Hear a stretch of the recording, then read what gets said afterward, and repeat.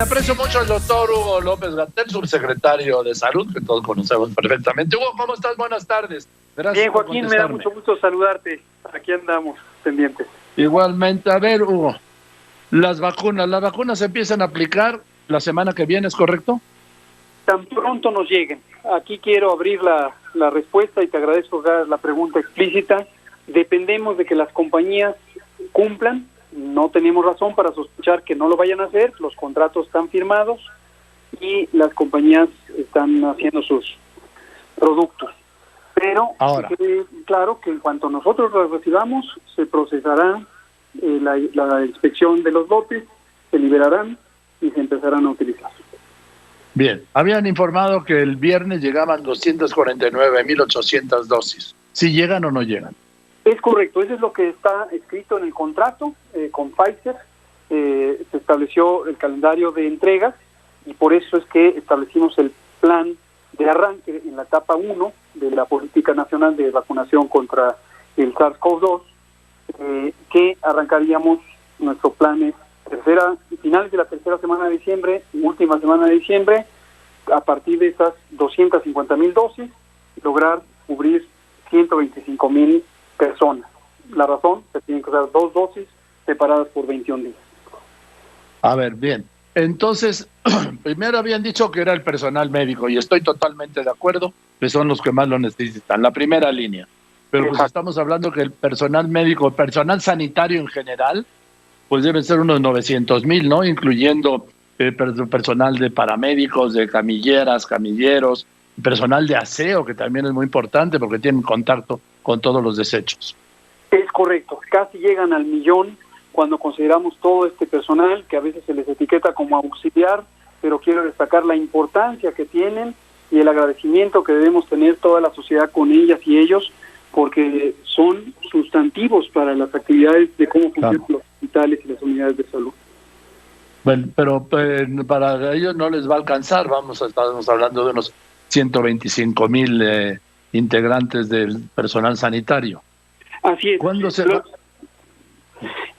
Sí, el primer embarque pues es limitado. Son estas 250,000 dosis que podrían cubrir a 125,000 personas. Pero es solo el arranque. No quiere decir que ahí se acabó y que luego hay una pausa. El contrato con Pfizer incluye que sin dilación, conforme se hace el uso del primer embarque, se pide el segundo y se entrega, se pide el tercero y se entrega, y no nos detenemos. La etapa 1, de hecho, arranca en diciembre. Vemos ahí la separación de los años solo como referencia, pero para nosotros es un proceso continuo que estará también en enero, febrero, y ahí concluye la etapa 1. De hecho, la etapa 2, en donde ya nos extendemos más allá del personal sanitario, involucra ya a la otra línea de priorización basada en edades para personas que trabajan o en cualquier otro campo o que son desempleados.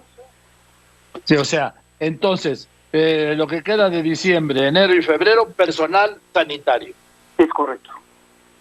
Después, a partir de febrero, lo que se señaló de 60 años para arriba y vulnerables, luego de 40 hasta los 50, hasta los 59, y luego de hasta los 49, y luego de 40 para abajo hasta los 18, dijiste, ¿no? Es correcto, es correcto.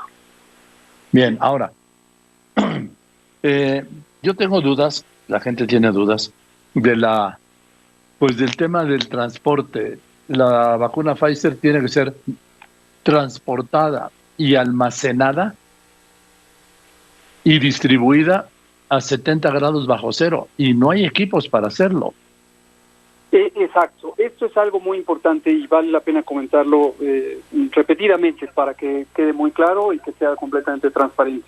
Hace unos minutos, por cierto, acabamos de terminar la 5ª sesión extraordinaria del Consejo Nacional de Salud, que convocó el doctor Alcocer, secretario de Salud, para establecer ya un diálogo permanente sobre este tema con las 32 estados, con sus titulares del sector salud y, por supuesto, las instituciones nacionales de salud también. Fue muy fructífera la conversación, se aclararon este tipo de inquietudes, todas ellas muy legítimas, y sobre el particular de la ultracongelación, lo que se comentó fue lo siguiente. México y cualquier otro país del mundo, Estados Unidos, Alemania, Canadá, Inglaterra, Australia, el que ustedes se imaginen, ningún país en el mundo tiene instalada una red de ultracongelación. Le llamamos... Es lo que te iba a decir. En Estados Unidos solo hay 10 hospitales. En Estados Unidos, 10 que lo tienen, pero además solo para almacenar. Es correcto. Normalmente o típicamente hasta ahora, las vacunas no usaban ultracongelación. La vacuna de Pfizer, Pfizer-BioNTech, la empresa asociada alemana, Moderna, una empresa estadounidense, y Sinovac, una empresa china, son las 3 vacunas que se propusieron o que están en fabricación para COVID-19, que utilizan una tecnología de RNA mensajero que requiere congelación. De hecho, la de Moderna tiene un aditivo que le permite estar a -20, no a -70, y eso da ventaja. Pero el punto es, ningún país tenía por qué estar preparado con una red de ultracongelación, porque nunca en la vida habían existido este tipo de vacunas. Ahora, el punto es ver para el presente y para el futuro. Esta es la oportunidad de arrancar en un proceso de instalación o inversión para la instalación en una red de ultracongelación. La respuesta en general es sí. El horizonte de predicción sobre lo que va a ocurrir con las vacunas en los próximos años, varios años, décadas por venir, es que la tecnología de RNA mensajero pudiera estar ocupando un lugar creciente en la tipos tecnológicos de vacunas. Ahora, la segunda pregunta es, ¿el momento de hacer esa inversión es inmediato y es en el contexto de una pandemia? Generalmente la respuesta es no, porque obviamente los tiempos para los que se requiere el uso de esta vacuna contra el COVID son inmediatos. No podríamos esperarnos a que Exacto. toda esta inversión antes. Entonces, ¿no? La solución está en 2 componentes principales. El primero es la propia tecnología que ofreció Pfizer, que es una tecnología relativamente simple. Se trata de unas cajas con aislamiento, vamos a decir unos termos, pero con un aislamiento muy peculiar que permite tener a temperaturas de congelación avanzada a base de hielo seco. No es una solución permanente para almacenamiento, pero sí es una solución muy eficiente para un almacenamiento temporal hasta 6 días, que nos permite llevar vacunas al punto de uso. Ahora, ¿eso corre por cuenta de Pfizer? Corre por cuenta de Pfizer, y la Secretaría de Salud fue muy enfática en que en el contrato respectivo se integrara ese compromiso de Pfizer. Bien. Por poner todo lo que el costo que implica no solamente las cajas mismas, sino la entrega en los puntos donde va a ser utilizada la vacuna. Yo quiero señalar esto, doctor López-Gatell, y a ver si estás de acuerdo conmigo. El que lleguen las vacunas en diciembre, en enero o en febrero, no va a resolver la pandemia.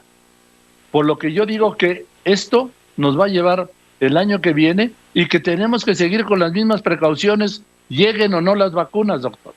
Gracias por señalarlo, Joaquín. Gracias por señalarlo, porque ese es un mensaje muy importante que tiene que tener la sociedad. Es exactamente como lo describes. Ni en México, ni en ningún país del mundo, y esto ya lo dijo la Organización Mundial de la Salud también, se va a acabar la epidemia solo porque empiecen a llegar las vacunas. Lo que tenemos que ver es un buen balance de esperanza y de prudencia. Esperanza porque empezamos a ver la luz en el túnel, empezamos a ver el principio de una solución que es muy favorable al tener vacunas, un mecanismo histórico de la salud pública, de protección específica, pero también hay que tener una conciencia clara de que no se resuelven mágicamente porque empiecen a llegar las vacunas. Va a tardar tiempo en México y en el mundo. Nosotros hemos estimado al menos todo 2021 y una parte de 2022 para que se logre tener la cobertura de vacunación necesaria para que se reduzca significativamente la epidemia. Y sí, pero sí, en que tengamos... si no hay, doctor López-Gatell, si la gente sale en tumulto como ha salido en diciembre, esto se va a disparar otra vez. Está al alza, por cierto. Sí, eso es correcto y qué bueno que lo señalas también. Lo digo enfáticamente, si la población pierde de vista que en la medida en que salgan, en la medida en que se congreguen, en la medida en que se junten unos con otros para hacer fiestas, para ver familiares, eso va a hacer que explote nuevamente la epidemia. Esto es justamente como ya explotó, que hemos estado señalando, en particular en la Ciudad de México. La jefa de gobierno ha hecho mucho énfasis en eso, porque ahorita una de las zonas que más nos preocupa es precisamente la velocidad que está tomando en la Ciudad de México, pero aplica para todo el país. Es el señalamiento que hizo el presidente el viernes pasado. Sí, ahora, doctor, estoy viendo que Pfizer en la Gran Bretaña está dando a conocer que ha habido reacciones a personas que son alérgicas a personas que tienen alergias han tenido reacciones negativas a la aplicación de la vacuna, y Pfizer está diciendo no se aplica a personas alérgicas. ¿Ese reporte ya lo tienen? Este tipo de cosas pueden ocurrir. Cualquier producto farmacéutico, incluso también los alimentos, se conoce que algunas personas pueden ser alérgicos a ellos. La frecuencia de las alergias es variable de acuerdo al tipo de producto al que se es alérgico, y siempre están en las consideraciones de advertencias de uso, tanto para el personal médico que las aplica como para las personas que las reciben, que hay que tener especial cuidado en las personas que tienen alergia a otras cosas, tienen mayor propensión a presentar alergia ante un producto nuevo. En el expediente de solicitud de autorización sanitaria que Pfizer entregó tanto a la FDA de Estados Unidos como a COFEPRIS en México, no se enfatiza específicamente ese tema, es solo como una precaución general, pero conforme se empieza a utilizar es donde podría surgir que la frecuencia de reacciones alérgicas sea meritoria de una advertencia para no utilizarlo en personas con antecedentes alérgicos. Ahora, doctor López-Gatell, estoy leyendo, tenemos un reporte de nuestra compañera Laura Cardoso, que dice, lo voy a leer, dice, las secuelas del COVID son tan drásticas como la misma enfermedad. El virus puede dañar, ya lo recuperado, sí, pulmones, corazón, cerebros, el tema de falta de aire, tos, dolor en articulaciones, en el pecho, en todo el cuerpo, en la cabeza, taquicardia, pérdida de olfato y gustos, problemas de concentración en la memoria o para dormir, e incluso pérdida de cabello.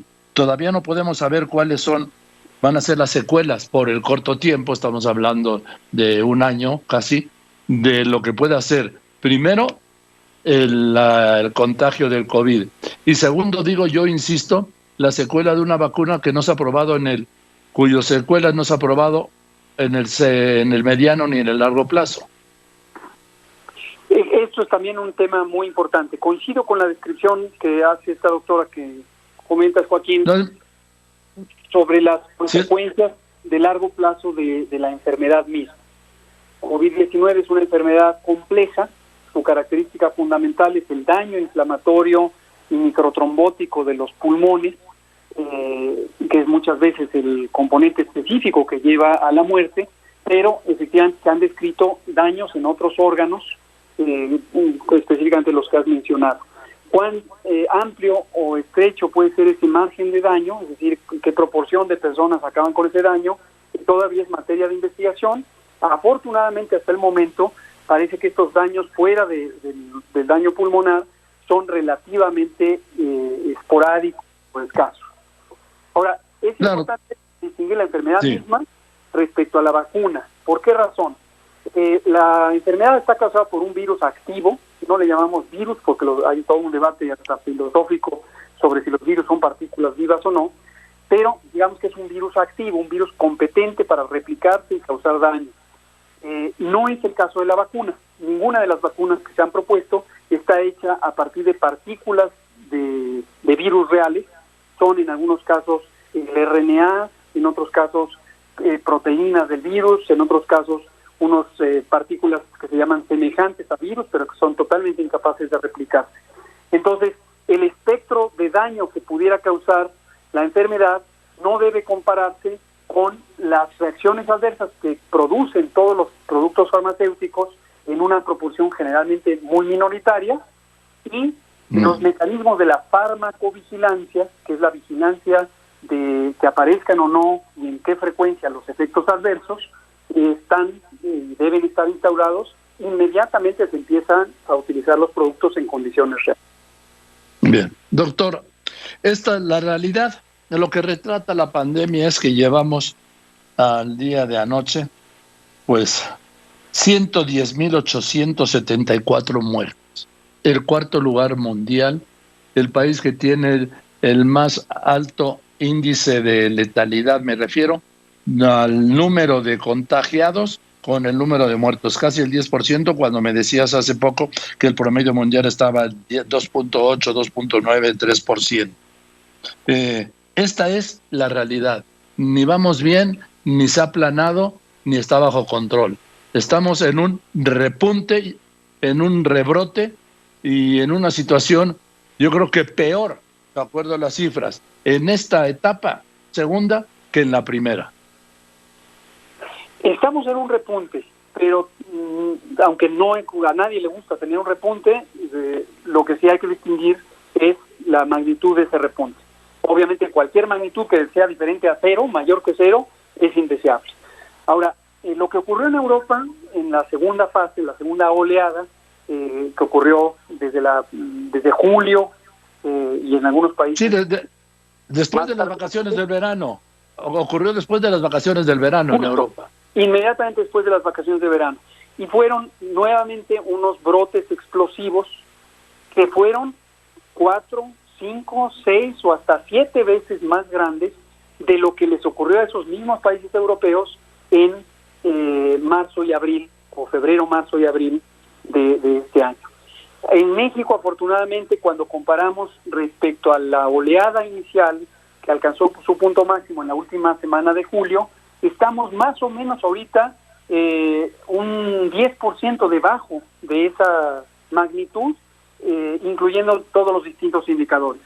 Casos nuevos, hospitalizaciones y muy lamentables defunciones. Hay que ver también que la trayectoria sigue siendo de ascenso, y este es el mensaje que interesa, y por eso te lo agradezco mucho que lo hayas dado con tanta claridad, darle a la población. ¿De qué depende que la epidemia se haga más lenta? ¿De qué depende de que logremos nuevamente mantener plana la curva? ¿No? Aunque es una segunda joroba en la curva, se tiene que mantener plana y no explosiva como ocurrió en Europa. Depende del comportamiento de la población. Si la población se queda en casa cuando no tiene una urgencia o algo crítico que resolver, si la población usa su cubrebocas, si la población mantiene sana distancia, si la población evita fiestas o evita viajes, con eso los contagios necesariamente tienen que reducirse. Entonces sí hacemos un llamado, insistimos, la llave para controlar la epidemia no es una decisión administrativa de un gobierno, el federal, o de... Eso lo he dicho yo. Eso es asunto de cada uno de nosotros. Eso mismo, exactamente. Y ya hacemos un llamado repetido a esa solidaridad pensando en la protección. Me protejo, protejo a los demás. A ver, doctor López-Gatell, ¿y por qué aquí entre tú y yo, sí, en esta intimidad, no le dices al presidente que se ponga cubrebocas? Está demostrado ya, hasta la OMS, la Organización Mundial de la Salud, Claudia Sheinbaum lo pide para los que viven en la Ciudad de México, menos para el presidente, ¿sí? ¿Por qué el presidente dice que no usa cubrebocas? Porque tú y el doctor Alcocer le dicen que no, a ciencia cierta no está comprobado. ¿Por qué no le dices que se ponga cubrebocas? ¿Sabes por qué? Nada más para el ejemplo, para sus seguidores, que se lo pongan también. No se lo ponen, ¿por qué no se lo pone? Claro, claro. Sí, lo que le señalas también lo hemos comentado tú y yo, Joaquín, en esta confianza y intimidad que tenemos de platicar uno a uno, y lo vuelvo a comentar en esa confianza que nos tenemos. El presidente ha dicho, él no se opone al uso de cubrebocas, él lo ha dicho, cuando se sube al avión usa el cubrebocas, cuando viajó a Estados Unidos usa el cubrebocas, en las pocas instancias en las que está en una zona donde no puede conservar la sana distancia, usa el cubrebocas, eso me consta porque lo veo. No lo he visto. Indicación de uso. Entonces, aquí una sugerencia amistosa y respetuosa para todos los reporteras y reporteros. Cada vez que a él le preguntan, sobre todo en las conferencias mañaneras, sobre el cubrebocas, le preguntan como si fuera la persona que lo usa en la circunstancia en la que se lo están preguntando. Y él, correctamente, lo que dice es, estoy a sana distancia, y a esta sana distancia yo necesito estar usando el cubrebocas. Es lo que yo hago cuando yo estoy en las conferencias vespertinas, yo entro con el cubrebocas para sí, lo he visto. Difusión del uso, pero luego me lo quito porque no necesito usarlo. Entonces mi sugerencia es que en lugar de estar con esta mirada fija en el comportamiento del presidente respecto al cubrebocas, se le haga el planteamiento respecto a la bondad que podría tener la divulgación del uso del cubrebocas por su parte, ¿no? Y a lo mejor puede haber otra modalidad en donde él pudiera entrar con cubrebocas y luego quitárselo, como hago yo, pero finalmente sean compatibles. Exacto, pero él dice que no, que porque tú le dices que no. No, yo lo he escuchado cada vez que lo dice y respaldo lo que dice, que es técnicamente correcto lo que le he dicho, y lo vuelvo a decir, lo digo todas las veces, es nuestra recomendación, que es la misma de la OMS, la misma de los demás países, que es el cubrebocas es un instrumento que nos ayuda como auxiliar, complementando a las demás actividades, sobre todo es importante cuando no se puede mantener la sana distancia. Bueno, pero además la OMS le acaba de decir que los jefes de Estado, que los líderes del mundo deben usar cubrebocas como ejemplo para los demás. La gente, muchísimos de los suyos, de sus seguidores, de esos duros, no se ponen el cubrebocas porque el presidente no se lo pone. Claro, la postura del gobierno de México, y el presidente respalda esa postura, tenemos conversaciones sobre COVID todos los lunes con él, invariablemente. La postura del gobierno de México es el uso del cubrebocas. Nuestro personaje emblemático de la promoción de la salud, Susana Distancia, desde hace meses le pusimos cubrebocas y desde hace meses difunde cubrebocas. Pues dile al presidente que se lo ponga, hombre, por favor. Oye, por cierto, doctor Hugo López-Gatell, ya me confirmaron del Centro Médico ABC que no habrá vacunas tetravalentes, ¿eh? No sé qué te hayan contado a ti, esto ya me lo confirmaron. Y en otros hospitales privados también. Te hablo de una labor reporteril, ¿sí? Sí, fíjate que es desafortunado, como lo habíamos estado comentando varias semanas atrás. Sí. Pues eso, conocemos que la vacuna tetravalente de marca comercial Fluzone, que produce Sanofi Pasteur, su expectativa de venta en México, pues que ellos mismos la determinan, porque es para el sector privado, no para el sector público. Sí. Primero tuvieron un retraso en el envío respecto a lo que habitualmente ocurre. Conforme han ido trayendo vacuna a México, COFEPRIS la facilita de manera muy expedita su liberación, una vez que los lotes son inspeccionados para que sean seguros, pero efectivamente vimos que dejó de llegar o llegó en menor volumen de lo que solía ocurrir. Y, insisto en lo que te comentaba en veces anteriores, creo que sería bueno pues entrevistar a los personajes de Sanofi y saber cuáles fueron las razones específicas por lo que esto sucedió. Porque me parece que es criminal, doctor López-Gatell, que en plena pandemia del COVID no hayan entregado las vacunas, las tetravalentes, las trivalentes del sector público, sí, las tetravalentes del sector privado, no. Me parece criminal, y yo creo que el Estado mexicano tenía que hacer, como te dije la otra vez, valer su rectoría en materia de salud para, si no lo entregaron, sancionarlos, doctor, porque es un crimen que no hayan en esta situación entregado el número suficiente de vacunas tetravalentes contra la influenza. Sí, caray, sí sería muy importante que hubieran contribuido a eso, y no solamente esta empresa, hablamos de esta porque es la que es preponderante. De la que haya sido, sí, pero vamos, esta es la que contestó. Sí, efectivamente. Ahora, te comparto una buena noticia, la vamos a presentar más ampliamente con los datos. A diferencia de lo que el mundo entero, me refiero a la Organización Mundial de la Salud, las comunidades de salud pública, los gobiernos, pensábamos que ocurriría, de que la influenza repuntaría con gran fuerza simultánea al COVID durante el otoño-invierno del hemisferio norte.